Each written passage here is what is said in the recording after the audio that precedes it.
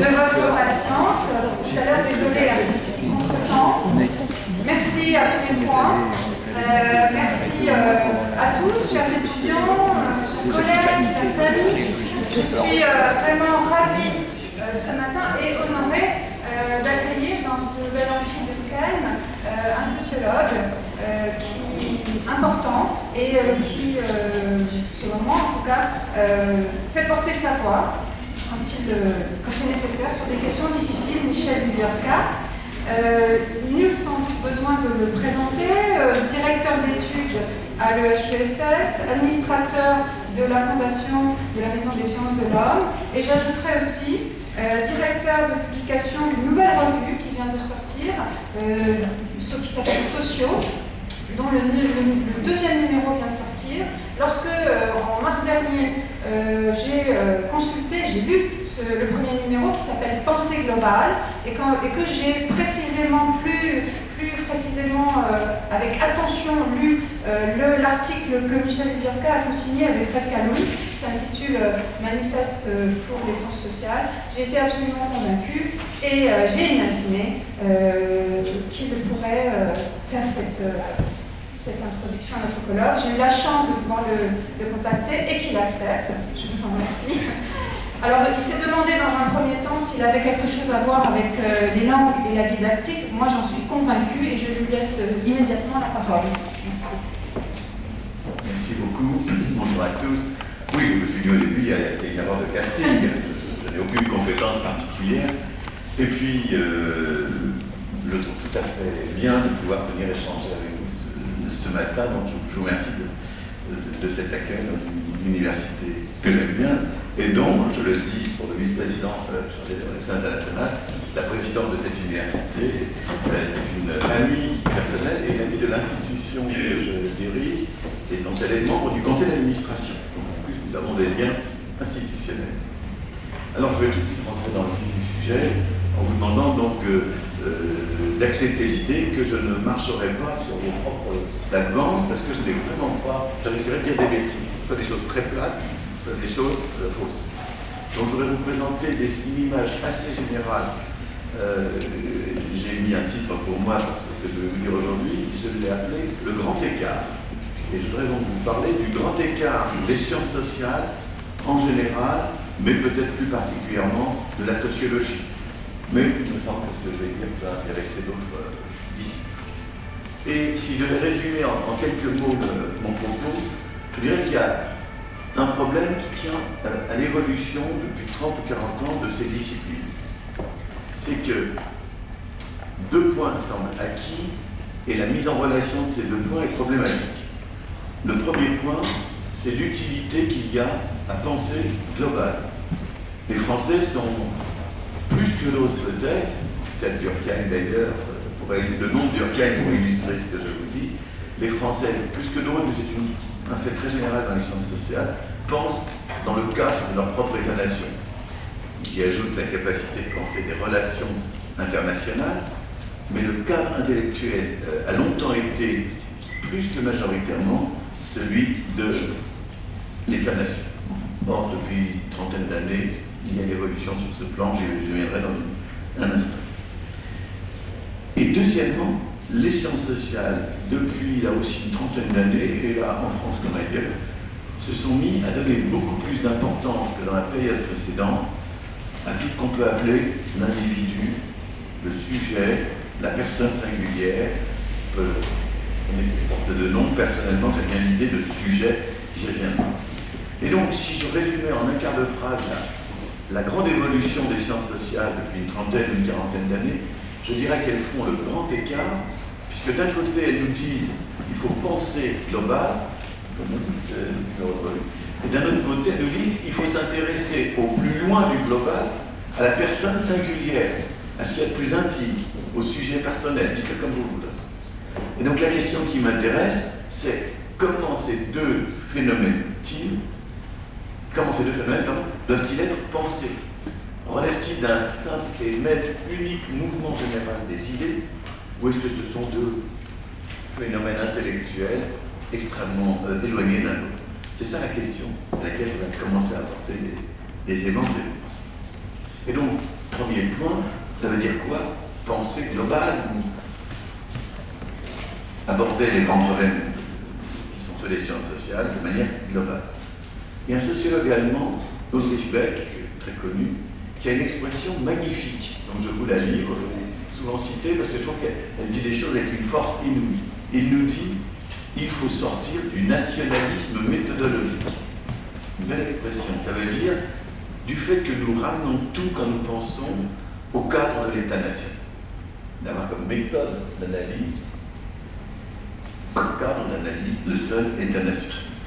Eh bien, cette idée, ça n'est pas exactement la même chose que l'idée de globalisation. Et en même temps, c'est une idée qui nous invite à penser global. Et donc, mon premier point sera pour vous dire, pour vous demander d'accepter de distinguer deux idées assez proches. La première, c'est d'abord les économistes qui nous y ont invités, c'est de considérer que le monde se globalise, que, en particulier, l'économie se joue des frontières, se joue des États, toutes ces choses qu'on connaît très bien, la finance, etc. Nous pouvons analyser la globalisation. C'est une première façon d'aborder ces enjeux. Mais il y a la deuxième façon qui est assez différente, qui consiste à dire, non pas je vais décrire des phénomènes comme des phénomènes économiques qui sont mondiaux aussi. Non, je vais penser toutes sortes de phénomènes à partir de l'idée qu'ils ont quelque chose à voir avec une globalisation. Et Edgar Morin, je fais des conférences dans ces mêmes bâtiments, lui parle plutôt de complexité. C'est pas si éloigné. L'idée que pour comprendre quelque chose aujourd'hui, on a intérêt à, je vais vous le dire, comme ça, à prendre en charge différents niveaux d'analyse et à les articuler. Non, si je me tourne à la première de ces deux manières d'utiliser un concept qui serait celui de globalisation, c'est pas tout à fait nouveau. Ça s'est évidemment étendu à partir de la chute du mur de Berlin, et à partir du moment où on cessait de penser le monde avant tout comme fait d'une opposition entre le monde capitaliste et le monde soviétique. Mais auparavant, il y avait déjà des gens qui ont pensé le monde un peu en termes propres de ceux qui aujourd'hui nous amènent à parler de globalisation économique. Je citerai deux noms importants, l'historien Fernand Braudel et le sociologue historien Immanuel Wallerstein. Fernand Braudel, dès les années 60, nous invitait à penser à ce qu'il appelait l'économie monde, et Immanuel Wallerstein, lui, parlait de système monde. C'est des gens qui nous amenaient du côté de la première façon de réfléchir. L'économie se mondialise, ou est mondialisée, et il faut y réfléchir en regardant le monde, les choses à ce niveau-là. Et puis, à partir des années 90, surtout, l'idée de globalisation, toujours dans cette première façon de réfléchir, a pris son essor, et elle a été associée très souvent à ce qu'on peut appeler, pour aller vite, des idéologies néolibérales. C'est-à-dire, la globalisation, c'est plus d'entraves au capital, plus d'entraves à la finance, plus d'entraves au commerce, quelques entraves quand même à la circulation des hommes, parce qu'il ne faut quand même pas que les migrants puissent aller où ils veulent. Donc, on pense le monde comme fait à l'échelle de la planète, sans frontières, sans limites, sans barrières. Mais penser global, de cette façon de parler de la globalisation, ça peut être autre chose, et c'est ça le point important. C'est vraiment sortir de nos raisonnements qui nous placent avant tout, fondamentalement, centralement, au cœur de l'État-nation. Il y a un très grand historien allemand qui s'appelle Wolfgang Lopelwies, qui a publié un livre qui est un classique pour les sociologues et pour ceux qui s'intéressent à l'histoire des idées, qui s'appelle Les trois cultures. Et dans ce livre, il nous dit, si vous voulez comprendre la naissance des sciences sociales, la sociologie, il faut bien voir que c'est né dans trois pays différents, l'Allemagne, la France, l'Angleterre, et dans chaque pays c'est assez différent, parce que chacun pense à partir de sa culture. La France est le cas. Et donc, si vous voulez, les sciences sociales, oui, elles sont nées dans le cadre du nationalisme méthodologique que j'évoquais tout à l'heure, dans ces trois pays. Elles se sont étendues ensuite vers l'Amérique du Nord, les États-Unis, et aujourd'hui, eh bien, elles se sont étendues aussi vers l'Amérique latine, mais aujourd'hui, quelque chose de très neuf apparaît. Aujourd'hui, on les trouve partout. si vous allez en Inde, si vous allez en Afrique du Sud, si vous allez dans le monde entier, vous rencontrez des sociologues, des ethnologues, des anthropologues, etc. Et peut-être des gens de vos disciplines aussi, qui sont, si je peux dire, des gens du pays, qui ne sont plus simplement les représentants de la pensée qui étaient nés en France, en Allemagne, etc. Et d'une certaine façon, aujourd'hui, la réflexion, l'analyse, le travail, le débat dans les sciences sociales, je suis content d'être avec vous aujourd'hui, ce débat, il est mondial. Les gens discutent des mêmes problèmes, avec chacun, évidemment, un éventuel ancrage dans sa propre société. Et donc, on ne peut plus continuer à dire les catégories de la sociologie française, ou les catégories de la sociologie allemande, ou même les catégories de la sociologie européenne, ou même les catégories de la sociologie occidentale, et depuis quelques dizaines d'années, on dirait plutôt les catégories de la sociologie nord-américaine, sont appelées à conquérir le monde. On ne peut plus réfléchir de cette manière. Ça n'est plus possible. Ça n'est évidemment plus souhaitable. Et donc, il faut considérer les choses autrement, et il faut les considérer autrement, me semble-t-il, avec l'idée, je vous le disais il y a un instant, avec l'idée que si nous voulons analyser tel ou tel problème particulier, on a beaucoup à gagner à distinguer différents niveaux pour l'analyse et à voir comment ils s'articulent. À voir que si je veux comprendre ceci ou cela, j'ai intérêt à regarder ce qui se passe au niveau mondial, au niveau de ma grande région, l'Europe, l'Asie, etc. Au niveau de mon pays, bien sûr, la nation n'a pas disparu, personne ne dit ça. Au niveau local, au niveau où j'habite, et de voir comment tout ça se mélange. Il y a même un sociologue anglais, Robertson, qui, il y a déjà une vingtaine ou même une trentaine d'années, avait proposé de parler de glocalisation, pour justement dire que ces phénomènes qui nous intéressent, il faut voir leur dimension globale et locale. Bon, pourquoi pas. En tout cas, ça ne veut pas dire du tout qu'on ne doit pas s'intéresser à tel ou tel niveau en particulier, qu'on ne doit pas considérer ce qui se passe à l'intérieur d'une seule nation, mais qu'on a intérêt à articuler les niveaux. Alors, à partir de là, je voudrais réfléchir à la rupture intellectuelle que signifie ce mode d'approche pour nous. Je vais être un peu, si je dire, dans le nationalisme méthodologique un instant. Qu'est-ce qui s'est passé en France? Pourquoi je dis ici? Parce que si vous regardez ce qui s'est passé à l'échelle de la planète, vous vous apercevez que le tournant global, comme dit le titre d'un livre récent, que le tournant global s'est opéré bien plus vite, bien plus tôt, bien plus nettement dans d'autres parties du monde que dans la nôtre. Vous n'imaginez pas, si vous n'êtes pas au courant, le nombre de jours de publications, articles, livres, non de revues, dans lequel le mot global est présent depuis au moins 30 ans dans la littérature en langue anglaise. Alors, moi par exemple, je m'intéresse aux nouveaux mouvements sociaux en anglais, c'est les global movements. Je m'intéresse à la justice dans ses dimensions un peu neuves, global justice, etc. Tout est global, peut-être même un peu trop. Mais cette idée de globalisation, dans ces deux sens d'ailleurs, celui des économistes que j'évoquais tout à l'heure, et celui de Ulrich Beck, que j'évoquais aussi, pensée globale, eh bien, ça n'a rien de nouveau depuis au moins 30 ans dans le monde anglo-saxon. En gros, ça a pris son essor avec la chute du mur de Berlin. Eh bien, chez nous, on n'est pas. Et je dirais qu'il y a un lien entre la façon dont les sciences sociales françaises ont beaucoup résisté à la pensée globale et ce qui se passe en général dans notre société. J'ai été, comme un certain nombre d'entre vous, je suppose, avant-hier, consterné à la lecture du journal Le Monde. Il y a un très gros sondage qu'il venait publier sur la façon dont la société française se vit aujourd'hui. Une société crispée, sur la défensive, une société qui a peur du reste du monde, pour le dire très bien. Les Français, bien moins que d'autres, veulent penser ou affronter intellectuellement le monde. Eh bien, je pense qu'il faut réfléchir à ce retard. Il faut se demander, non pas pourquoi, non pas si c'est mieux ou moins bien de penser global. Je pense que ça apporte quelque chose, donc c'est nécessairement un plus. On n'est pas obligé de penser comme ça, mais en tout cas, ça apporte des éclairages différents à nos réflexions. Mais il faut se demander, qu'est-ce qui fait que ce pays, la France, notre pays, résiste à ce point? Alors je vous livre une hypothèse, parce que ça mériterait d'être discuté, et mon hypothèse, elle est la suivante. Je pense que la France, et j'allais dire Paris, et je pourrais presque dire la Sorbonne, ça a été le cœur du monde dans la vie intellectuelle, jusque dans les années 70.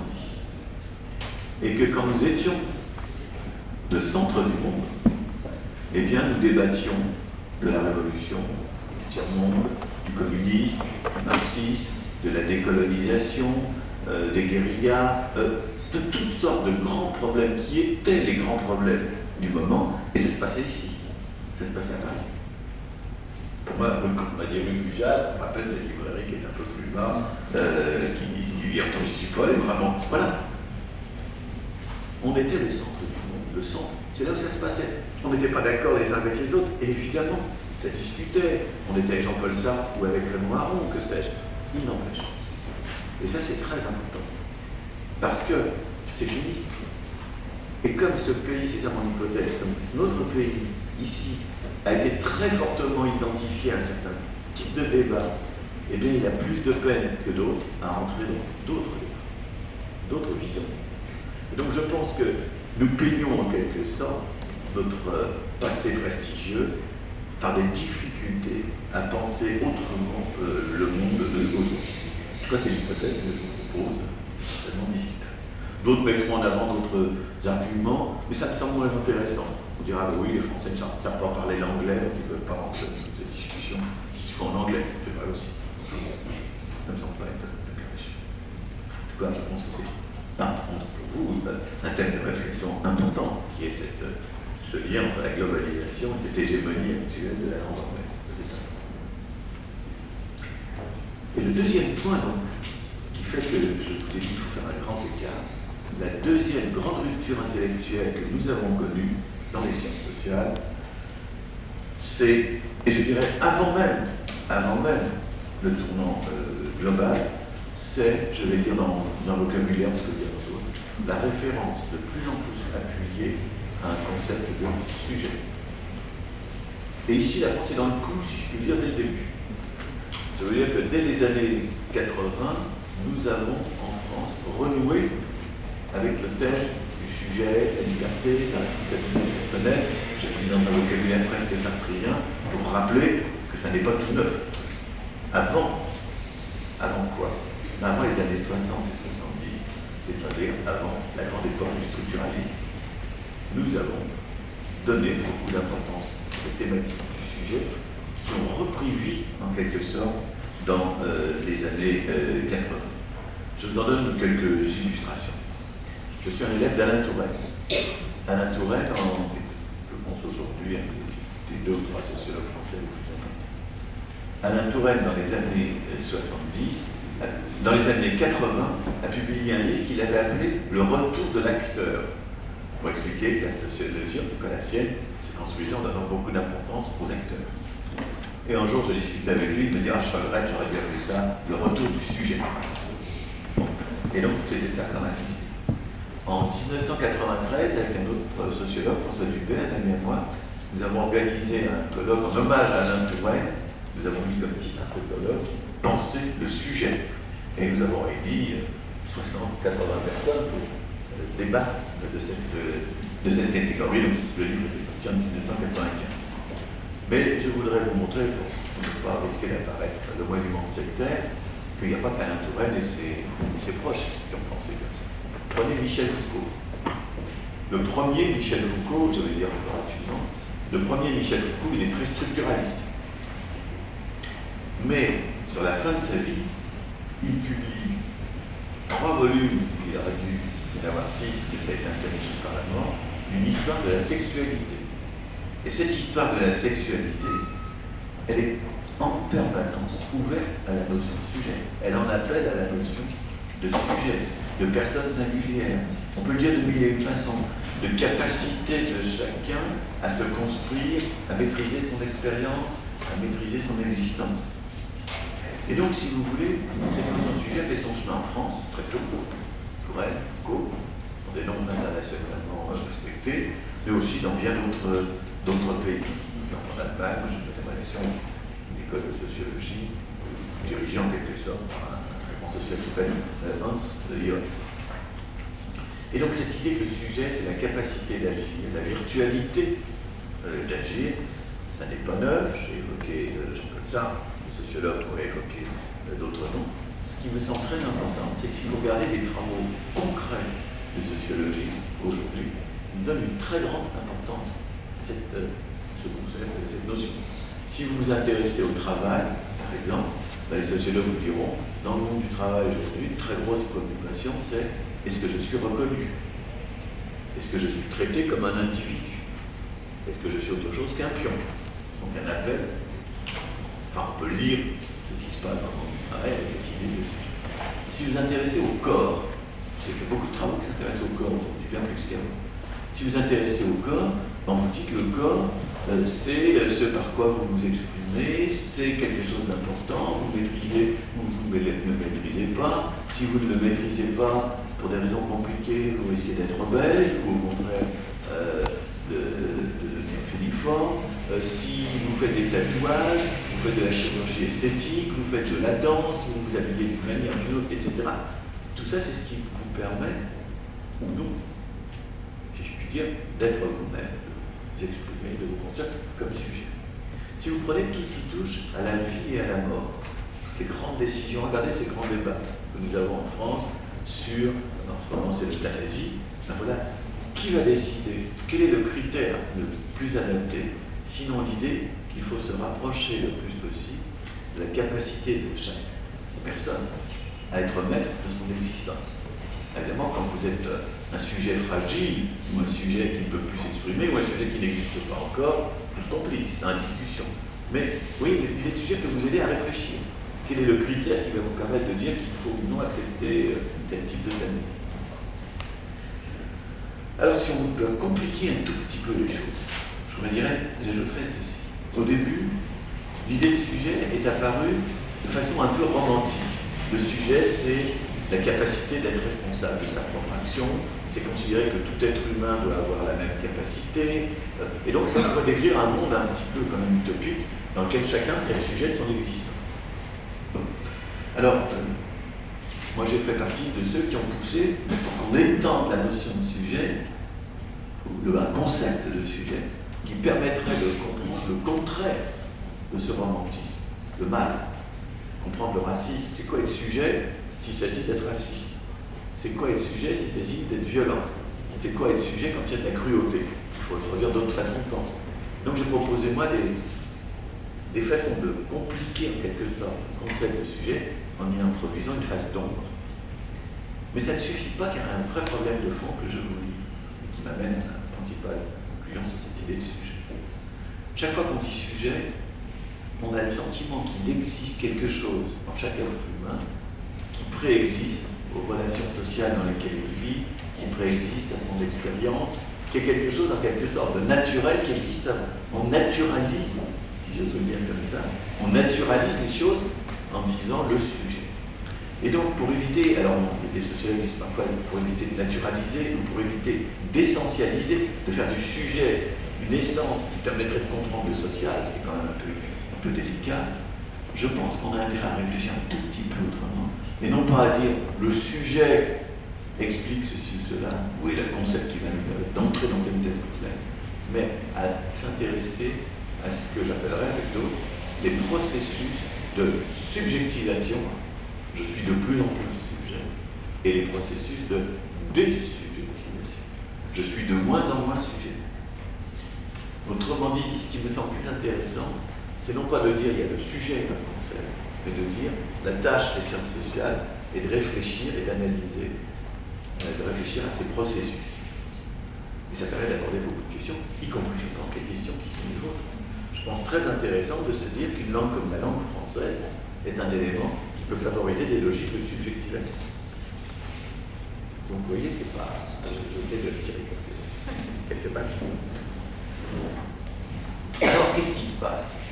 Eh bien, il y a eu des résistances à cette émergence d'un concept de sujet ou à cette idée de processus que je suis en train d'évoquer. Et là, je pense que l'explication, elle est cherchée dans autre chose que ce que j'ai dit tout à l'heure à propos de l'entrée des sciences sociales dans l'ère de pensée globale. Je crois qu'ici, ce qui a résisté et qui résiste encore en France, plus qu'ailleurs, là aussi parce que notre pays est identifié à ce que je vais évoquer maintenant, ce qui a résisté à l'idée de sujet, c'est le structuralisme. Alors, le structuralisme, je vous en parle de façon trop superficielle et injuste. Enfin, c'est l'idée que si je veux expliquer le social, il faut que je m'intéresse à des mécanismes abstraits, à des structures qui surplombent, à des instances, à des appareils. Et donc, c'est l'idée que le sujet, ça n'est certainement pas ce qui va nous permettre d'expliquer le social. Et la pensée structuraliste, en France, plus qu'ailleurs, a été extrêmement forte. Si nous étions dans cette salle il y a 40 ans, à peu près, 35 ans, je serais amené à vous dire le marxisme, Althusser, Spinoza, c'est structuraliste. Je serais amené à vous dire la psychanalyse, c'est Lacan. Je serais amené à vous dire l'anthropologie, c'est Lévi-Strauss, le père structuraliste, notre père à tous, si je peux dire, bon, etc. La France a été là aussi un pays, et je dirais les deux derniers grands structuralistes, c'est Foucault avant son changement, et Pierre Bourdieu. À mes yeux, le dernier bon et grand livre d'inspiration structuraliste, c'est un livre de Pierre Bourdieu sur la domination masculine. Quelle est l'idée de ce livre, que je caricature un peu peut-être, enfin, l'idée principale, c'est les hommes exercent une violence symbolique sur les femmes, c'est la domination masculine. Cette violence symbolique, c'est pas une violence physique, c'est une violence symbolique, cette violence est tellement forte, tellement prégnante, que les femmes l'intériorisent. Et donc que les femmes intériorisent les catégories de ceux qui les dominent. Et qu'en intériorisant les catégories de ceux qui vous dominent, vous ne risquez pas d'être capable d'être sujet de votre propre existence, puisque vous pensez à travers les catégories qui vous sont imposées par le dominant. Bon, voilà le type de pensée intéressant, au débat, etc., mais qui a le plus résisté à l'idée de sujet. Et donc je pense qu'en France, le fait que nous soyons entrés là aussi quand même dans les... Si je regarde les travaux qui sont dans une époque où la thématique du sujet est extrêmement importante, ce qui a le plus résisté, c'est cette prégnance du structuralisme qui est au cœur de la pensée française et qui nous a valu, là aussi, d'être le centre du monde.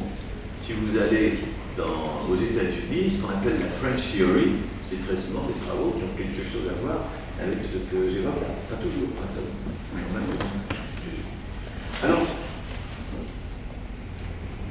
on pourrait développer tout ça, mais vous voyez le problème que j'ai essayé de vous indiquer au début, dans lequel je vais essayer de rentrer maintenant.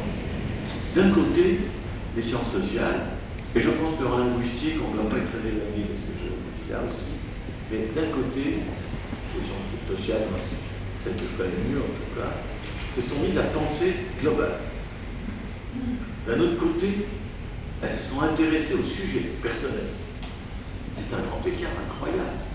Comment est-ce que je peux d'un côté m'intéresser à la subjectivité des personnes, à des logiques de subjectivation, de désubjectivation, que je dois comprendre au cas par cas, et d'un autre côté, dire je pense global, je ne suis même plus dans mon état-nation, je tiens compte de l'échelle mondiale des entreprises. Ça pose une question intellectuelle, nous sommes obligés à faire un grand écart. Mais est-ce que ce grand écart forme un tout? Ou est-ce qu'en réalité, la montée du sujet d'un côté et la montée de la nécessité ou d'utilité qu'il y a à penser globalement, puisque ce sont deux phénomènes qui peuvent vivre chacun dans le vie. Voilà la question véritablement abordée. Donc, on est dans le grand écart. Je vous en donne un exemple concret, comme ça, pour bien vous. Si vous vous intéressez au flux migratoire, c'est une très, très grande question.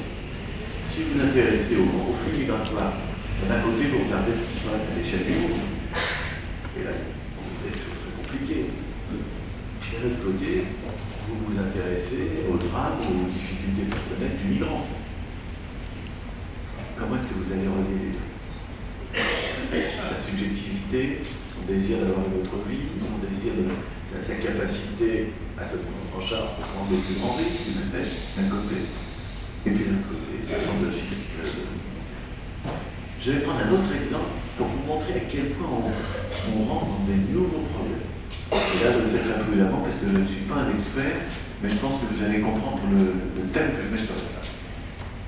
Vous avez tous suivi, je pense, l'affaire Snowden, hein, cet informaticien, ce consultant, je ne sais pas exactement quoi, mais je pense que c'est un informatique, qui un beau jour a rendu public la façon dont le NSA, le système, l'administration américaine, dans ce qu'elle a de secret, surveille le monde entier. Alors, dans cette affaire, il y a des dimensions d'espionnage. Ce n'est pas le plus intéressant par rapport à ce que je voudrais vous dire aujourd'hui. Dans cette affaire, il y a quelque chose de fascinant. Le NSA est en relation avec Google, Facebook, Twitter, enfin, toutes ces entreprises du monde des réseaux sociaux, du monde de l'Internet, si vous voulez. Et, grâce à ça, dispose de big data, comme on dit en français, c'est-à-dire d'énormes quantités de données. C'est des milliards de données. Eh bien, à quoi servent ces big data? C'est ça qui m'intéresse. Et on s'aperçoit que pour le NSA, les big data, ça sert à mieux comprendre, individu par individu, si une personne est susceptible d'être terroriste ou pas.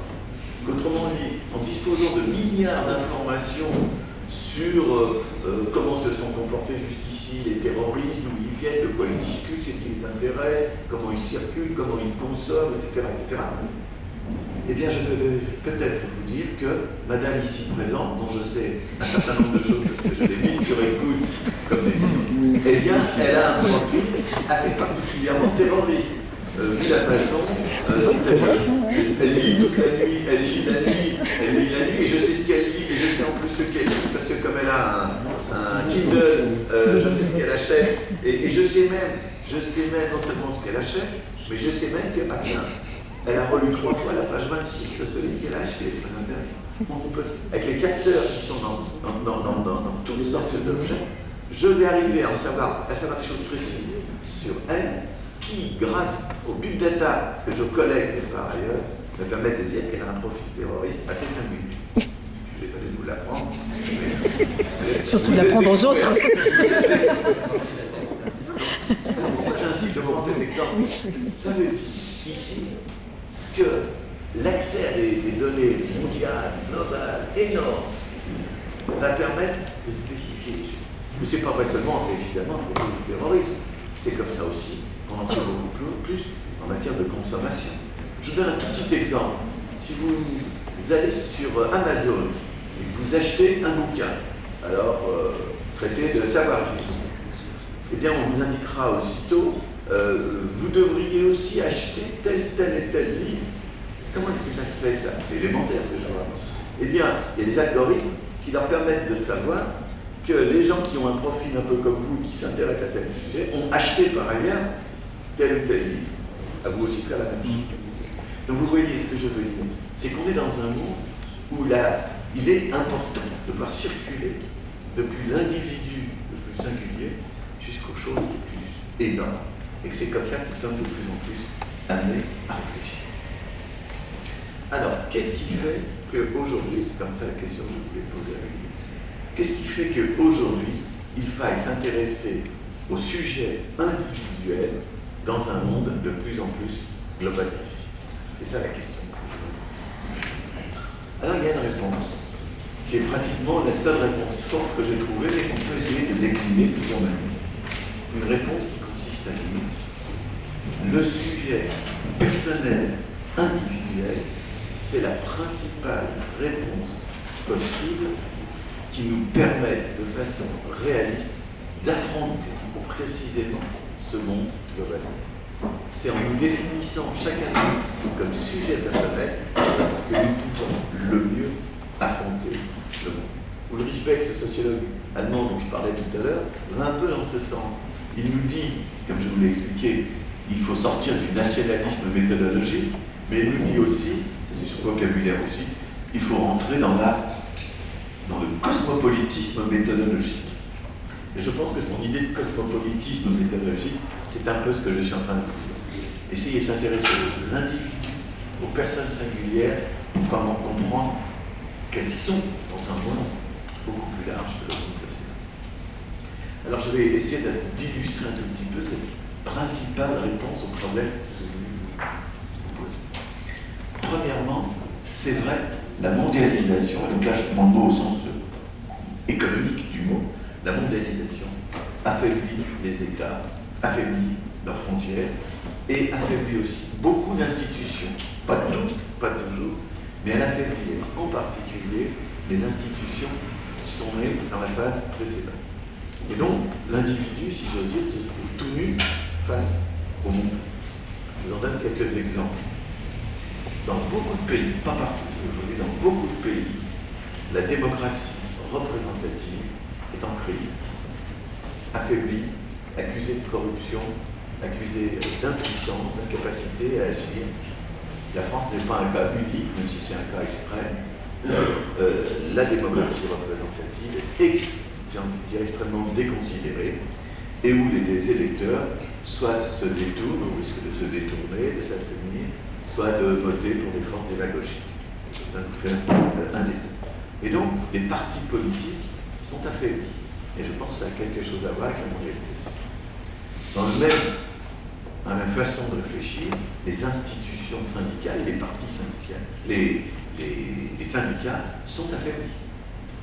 Moi, j'appartiens à une génération pour qui le centre de la vie collective, c'était le mouvement ouvrier représenté par ces syndicats.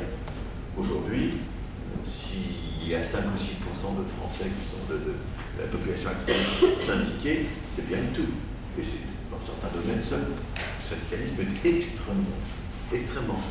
Et donc, si les institutions comme les partis politiques ou les syndicats sont affaiblis, comment est-ce que je vais m'en sortir comme individu face au monde?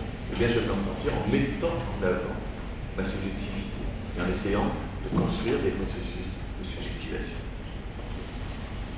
Autrement dit, il me semble que la mondialisation a quelque chose à voir, je vais dire dans un autre vocabulaire, avec la poussée de l'individualisme, et au cœur de cette poussée, me semble-t-il, ce que j'ai appelé le sujet. Les cadres, les formes collectives de l'action s'affaiblissent. Je vous en donne un exemple, puisque j'ai évoqué tout à l'heure des problèmes de travail. Avec quelques collègues et amis, nous menons actuellement une grosse enquête sur le travail et sur les attentes de reconnaissance au travail. Eh bien, c'est très intéressant, c'est le cœur de l'expérience vécue de beaucoup de travailleurs que d'avoir à dire d'une manière ou d'une autre qu'ils ne sont pas reconnus. Et quand on leur dit qu'est-ce que vous allez faire pour être davantage reconnus, ils évoquent uniquement des hypothèses personnelles. Ils ne nous disent pas je vais aller voir le syndicat pour me représenter et me défendre. C'est en ce sens, si vous voulez, que les institutions s'affaiblissent. Bien, pour me défendre comme individu, eh bien, je vais faire ceci, je vais faire cela, mais je ne vais pas m'engager dans une action collective. Donc ça, c'est un. Donc, l'individu comme, comment dirais-je, nécessaire centration sur soi, autrement dit, pour répondre à des logiques dans lesquelles les institutions sont affaiblies. Une autre variante de cette explication consiste à dire, mais attention, les références collectives ne disparaissent pas. On vous parle de globalisation et on vous parle, dans bien des pays, de montée des nationalismes, de montée des populismes. Bon, qu'autrement dit, ou de montée de la vie religieuse. Autrement dit, il y a des expressions collectives de réponse à des logiques qui ont des dimensions planétaires. Alors ici, je crois qu'il ne faut pas s'y tromper, parce que c'est très important. Les expressions les plus dynamiques de la résistance à la mondialisation s'appuient sur la subjectivité des individus, à condition de dire que cette subjectivité se prolonge par des choix d'insertion dans certains types d'action collective. Je m'explique, je le dis peut-être trop vite pour moi. Si, comme dans le laboratoire auquel j'appartiens, nous l'avons souvent entendu, si vous faites une enquête auprès de jeunes musulmans dans les banlieues, dans les quartiers populaires, si vous leur dites, c'est quoi l'islam? Qu'est-ce que ça veut dire être musulman?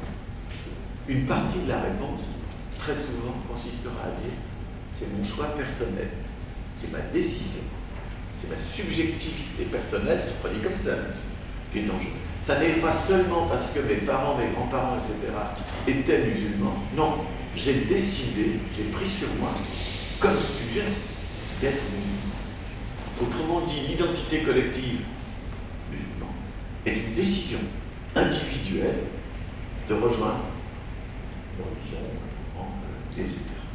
Et donc, c'est très très important, de plus en plus, oui, ce sont des identités collectives qui résistent à la mondialisation, ou d'ailleurs qui s'inscrivent dans elle. L'islam est un phénomène mondial.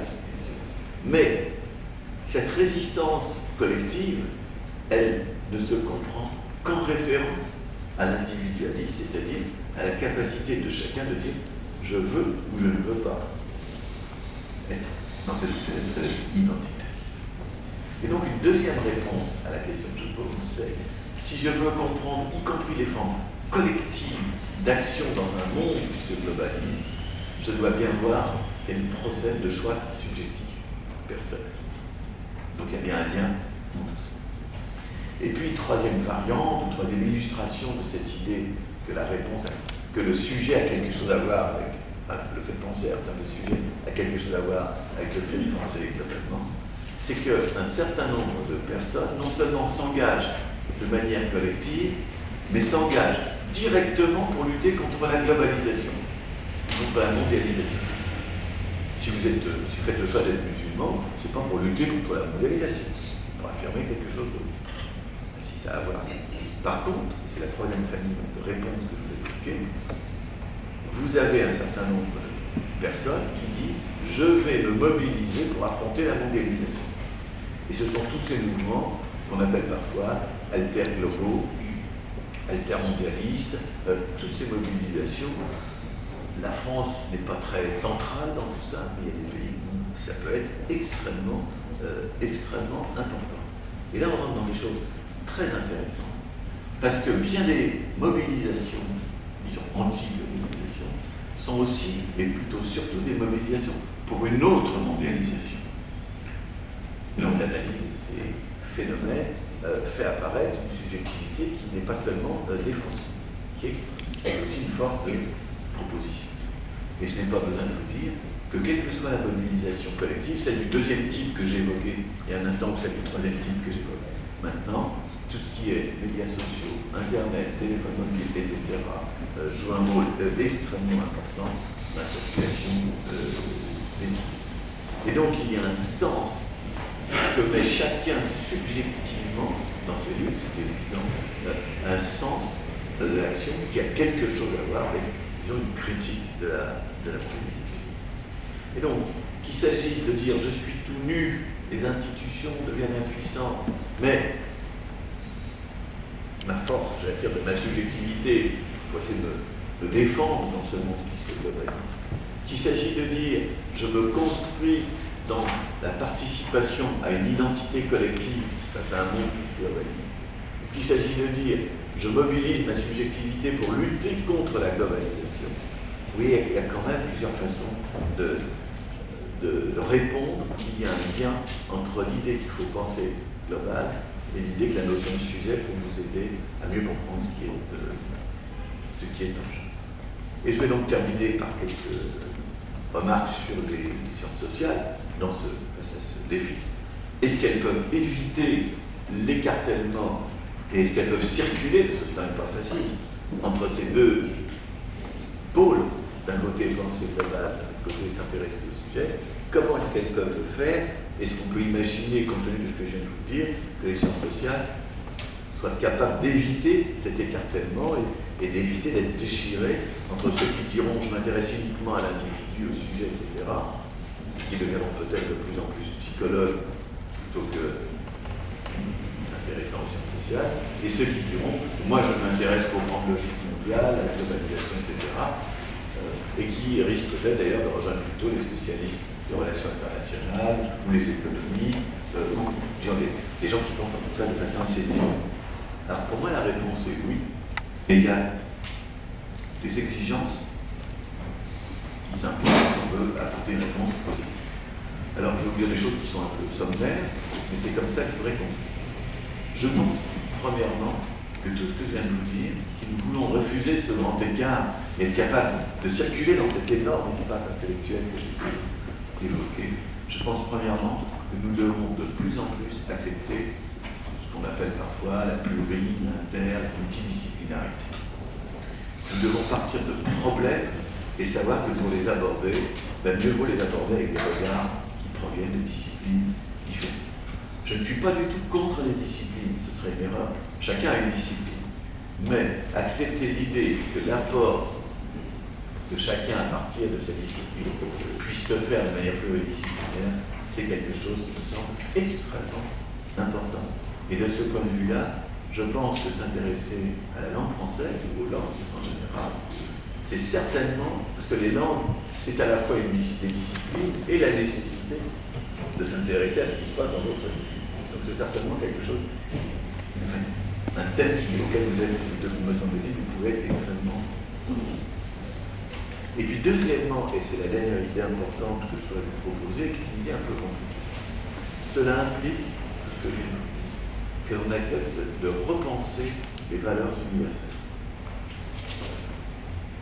Les valeurs universelles, universalisme, je pourrais en parler beaucoup plus longuement, mais ce n'est pas l'objet aujourd'hui. Les valeurs universelles, dans l'ensemble, ont quelque chose à voir avec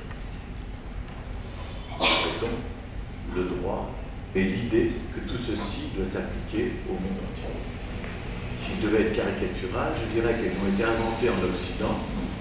Alors là, on peut dire pensée grecque, pensée chrétienne, pensée romaine. Bon, elles ont été inventées en Occident et elles ont trouvé un sommet, si je puis dire, à l'époque des Lumières, avec l'idée qu'elles devaient surplomber le monde, rayonner, et donc par conséquent que l'Occident, en quelque sorte, allait conquérir le monde au nom de valeurs universelles que tout le monde devait partager pour que chacun puisse progresser. Alors c'est une très belle idée, mais qui présente plusieurs défauts. Le premier défaut, c'est que cet universalisme classique, si vous voulez, a souvent été abstrait. On parlait comme Karl Marx. C'est-à-dire que l'universalisme, c'est une belle promesse, mais qui n'est pas forcément tenue. Si je vous dis liberté, égalité, fraternité, on est du côté des valeurs universelles, mais si vous êtes un jeune issu de l'immigration, comme on dit, et que vous arrivez dans l'école du ghetto dans lequel vous habitez, vous savez déjà que cette école est peut-être un peu moins bien servie que l'école des quartiers bourgeois un peu plus loin, et puis qu'ensuite, y compris dans cette école, on vous mettra peut-être dans certaines filières plutôt que dans d'autres, et que le jour où il faudra avoir un stage, vu votre couleur de peau, votre patronyme, ou même le quartier que vous venez, vous ne l'aurez pas, etc. Donc c'est abstrait, cette promesse. Donc premièrement, trop souvent, l'universalisme est abstrait. Mais surtout, vous avez toutes sortes de critiques pour dire que c'est le discours des dominants, c'est le discours des peuples blancs par rapport à d'autres peuples, qui jugent inférieurs, c'est le discours des hommes par rapport aux femmes, etc. Et donc, vous avez depuis une quarantaine d'années un renouveau de la critique des valeurs universelles qui fait qu'effectivement, vu d'ailleurs que l'Europe ou les États-Unis, le discours des valeurs universelles peut sembler un discours de dominant. Alors la question c'est qu'est-ce qu'on fait? Première réponse, on bazarde des valeurs universelles et on se réfugie dans le relativisme culturel. On dit vous ne pouvez pas, je suis chinois, vous ne pouvez pas comprendre ma culture, et ma culture est totalement différente, et vos valeurs universelles, elles vous servent à asseoir votre domination. C'est le relativisme. Je pense que c'est une façon de faire qui n'est pas acceptable. La deuxième façon de faire consiste à dire, essayons de repenser les valeurs universelles. Et au lieu qu'elles viennent se plaquer du haut vers le bas, du centre vers la périphérie, au lieu qu'elles viennent comme ça se diffuser au nom de leurs valeurs supérieures théoriques, essayons de voir si on ne peut pas repenser l'universel, si je peux dire, par le bas, autrement. En particulier le thème des droits de l'homme. Alors je n'ai pas le temps de développer tout ceci, puis je n'en suis pas forcément tout à fait capable, mais ce que je peux, c'est que nous ne pouvons plus accepter l'idée de l'universalisme extensif ou expansif. Nous devons le repenser plutôt que l'abandonner. Et nous devons le faire à l'échelle mondiale, évidemment, en tenant compte de ce qu'on nous dit depuis telle ou telle publication. Il y a un économiste prix Nobel, Amartya Sen, dont je vous recommande la lecture, qui dit des choses très intéressantes sur la pas les valeurs universelles. Il dit des choses choses très intéressantes sur la justice et sur la démocratie, en montrant qu'on peut les penser autrement. Si on regarde l'expérience indienne, l'expérience africaine. Et donc, je pense que nous devons accepter ce genre d'effort. Nous devons réfléchir comment repenser les valeurs universelles pour justement tenir compte du fait qu'aujourd'hui, il n'y a plus, heureusement, ni la guerre froide, ni la domination des pays colonisateurs ou impérialistes, et que le monde aujourd'hui doit partout être capable de se mettre d'accord sur certaines valeurs universelles, mais évidemment tout ça. Alors voilà ce que